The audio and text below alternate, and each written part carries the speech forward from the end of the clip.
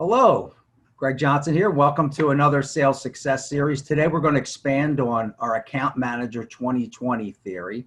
Today I would like to introduce to you Melisha Pa. Say hello. Thanks, Greg. How you doing? Melisha joins us from Southern Iowa area where she works in Iowa. She started with us 25 years ago. I believe she was hired by Rusty Timp directly out of college, right? That is correct. In a small little office, you couldn't even hardly turn around in. So, she still reports to Kyle Kiner, who's in the Timp region, so she's still working for the same team, right? And, here's some incredible numbers for Melisha. She has in those 25 years, she has 20 President's Clubs. 20 President's Clubs. I mean, that's some crazy stuff. So, we're going to have the opportunity to hear from her today. I'm going to ask her a few questions. But I'll just say, let me just start it off one thing. I got the chance to just touch base with Kyle a little bit, and he just talked about, her work ethic and how much energy she puts in, her time and all that. And I can attest to that for trying to get Melisha on the phone and get an appointment with her. It's a busy day, man. She's in the field constantly. So let me just ask you a couple questions, Melisha. So, 25 years, 20 P clubs. What would you attribute your success to? Probably number one is my work ethic and my time management, but also I'm going to attribute it to having amazing bosses and trainers that have been able to keep me out there in the light on knowing what is the newest thing, what is best for the clients, and so therefore I can relate it to the customer on their terms, not necessarily using the HIBU lingo or all those people calling them and telling them and using these big words. Yeah. Keeping it simple for the business owner. That's great. I mean, in some of these areas you work in, some areas are fairly rural, obviously. Absolutely. So, give me an idea of what your typical day look like? What time start, finish? Well, I would say my typical day, my ultimate dream is to be in the office before 6 o'clock in the morning. It's worked out better for my family and that type of thing. So from 6 to maybe 7:30ish or something like that, I'm prepping for the day, trying to make sure I'm hyper-organized, returning emails, doing videos, whether it may be videos I didn't get finished up from the day before. And yes, I would be wearing a different outfit that next day, but that first picture is right in front of their business. Along with following up, I love doing the Vidyard videos with the follow-up from my current clients. And then I'm out the door. And I will tell you, I can sometimes think I have the most amazing day planned, just like yesterday. And sure enough, 3 appointments canceled. But guess what? I was back on the horn, called this, brought 2 more back right in on appointments. Thought that wasn't too shabby, and still got some awesome cold calling with more appointments booked. Wow. Just because I cancel doesn't mean Melisha stops and heads home to do laundry. She just keeps running. And the other thing I feel is worked really well for myself is I have a tendency to not want to be late for somebody that's given me their time. So I may be in their parking lot 10 or 15 minutes ahead of time, making sure that I've kind of done my 2-minute think, ready and look organized and that type of thing. But as soon as I'm ready and organized, my phone is dialing for dollars. I'm following up on people I've seen, people I haven't been able to even get in front of the decision maker.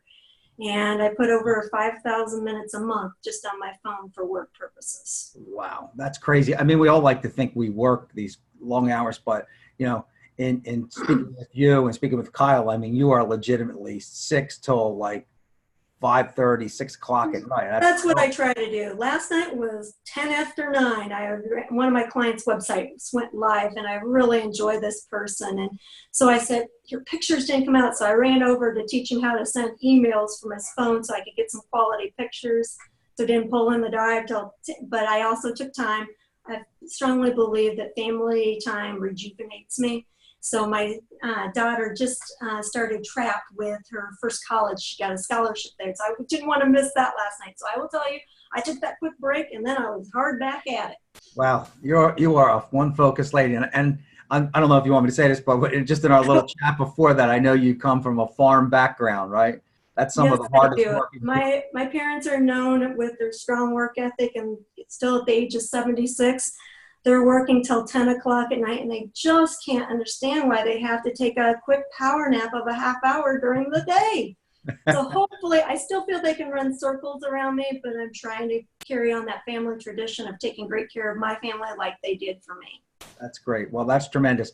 Now, as far as your product knowledge, what do you do to keep yourself up to date with the latest and greatest? And, you know, I heard you mention some of the tools we use, but what else do you do? Anything else outside of work to keep yourself motivated? For motivation, I have to admit, a lot of times my clients will call me with, oh my gosh, Melisha, have you ever heard of this? Have you ever heard of that? And that it gets me motivated to do a lot more research on could that possibly product be a benefit to them? But then I've also found joining certain groups like on LinkedIn and reading different articles, sometimes they're competitors' articles and things like that, have helped me not only come up with different lingo, but help me be able to answer my clients' questions so much better. Yeah. I mean, So, yeah, you seem very informed, even in my discussions with you. So, you know, kind of in closing here, I would just say, so it's, you know, you would attribute, obviously, you know, obviously you have a desire to win. You know, winning 20 P clubs, you're a burning desire. I know we spoke about, you're always trying to hit your bonuses. But more important than that, it seems like you just have care for your clients and you I want. do. But I feel the follow-up, if a client calls me, they know I'm going to get back to them within about 2 hours, or if they've emailed me and I haven't gotten back with it in a very timely manner, they probably know it went into my quarantine file and I'll get back to them the next morning. But I have clients that I'm finding if I have their cell phone, they're more engaged with me because I can text them. But all of a sudden I may just see a project they're working on and I'll text them and say, hey, that looks awesome. So I'm keeping constantly connected with them. If it's something I think would work great for their business, I've heard, like when we were in that Cedar Rapids conference here a few weeks ago, I heard from the manager in Arizona some techniques. Now I've already applied them here in Iowa, and they're already starting to work. That's great. So Always learning. That's the passion of watching businesses grow is what keeps me in it. And That's great. my clients are amazing. Well, I thank you very much for sharing Thank your success with us. And is there anything else you wanted that I missed covering that you want to close out with, or?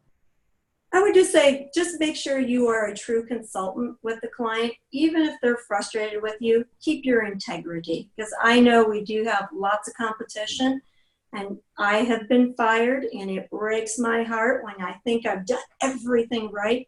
But I've also brought several of those back. They found out the grass is not always greener on the other side.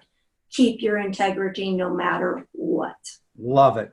I can't say anything better than that. Great closeout. Thank you very much. I'm sure this will be a great help to inspire all of us. Thanks. Thanks, Greg. Have an awesome day. All right, we're good. We're good. So I stopped it. Recording, yes.